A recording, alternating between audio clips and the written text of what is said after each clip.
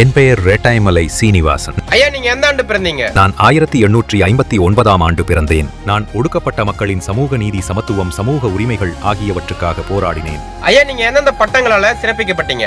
1926இல் ராவ் சாஹிப், 1930இல் ராவ் பகதூர், 1936இல் திவான் பகதூர் ஆகிய பட்டங்களால் சிறப்பு செய்யப்பட்டேன். ஐயா, உங்களுடைய சுயசரிதை நூல் எந்த ஆண்டு வெளியானது?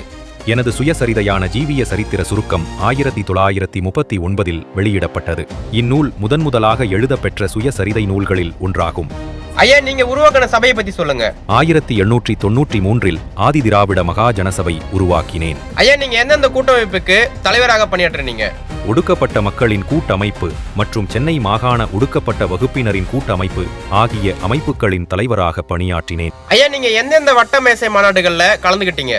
டாக்டர் அம்பேத்கரின் நெருக்கமான இரட்டைமலை சீனிவாசன் ஆகிய நான் லண்டனில் நடந்த 1930இல் முதல் வட்ட மேசை மாநாடு மற்றும் 1931இல் இரண்டாம் வட்ட மேசை மாநாட்டில் கலந்து கொண்டு சமூகத்தில் விளிம்பு நிலை மக்களின் கருத்துக்களுக்காக குரல் கொடுத்தேன்.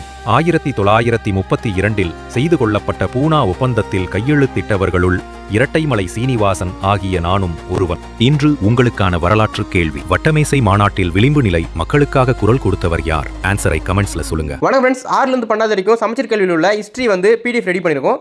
இதுல வரி எடுக்கப்பட்ட டெப்தா எடுக்கப்பட்ட 20,000க்கும் மேற்பட்ட கொஸ்டின்ஸ் இதில் கவர் ஆகிடும். 6லிருந்து 12 வரைக்கும் இருக்கக்கூடிய ஹிஸ்ட்ரியில் உள்ள எல்லா டாபிக்ஸுமே எளிமைப்படுத்தி உங்களுக்கு ஒன் வேர்ட் வடிவில் இதில் ரெடி பண்ணியிருக்கோம். இது பார்த்தீங்க அப்படின்னா டிஎன்பிசி குரூப் 4, குரூப் 2 அப்புறம் போலீஸில் PCSI எல்லா எக்ஸாம்ஸுக்கு பயன்படும். இந்த 20,000க்கும் மேற்பட்ட ஹிஸ்ட்ரி நோட்ஸ் PDF உடைய விலை பார்த்தீங்க அப்படின்னா 60 ரூபா மட்டும் தான். இந்த PDF தேவைப்படுறாங்க ஸ்க்ரீனில் தர வாட்ஸ்அப் நம்பருக்கு 6 to 12 20,000 + ஹிஸ்ட்ரி PDF அப்படின்னு சொல்லிட்டு மெசேஜ் பண்ணிங்க அப்படின்னா உங்களுக்கு மேற்கொண்டு சொல்கிறோம்.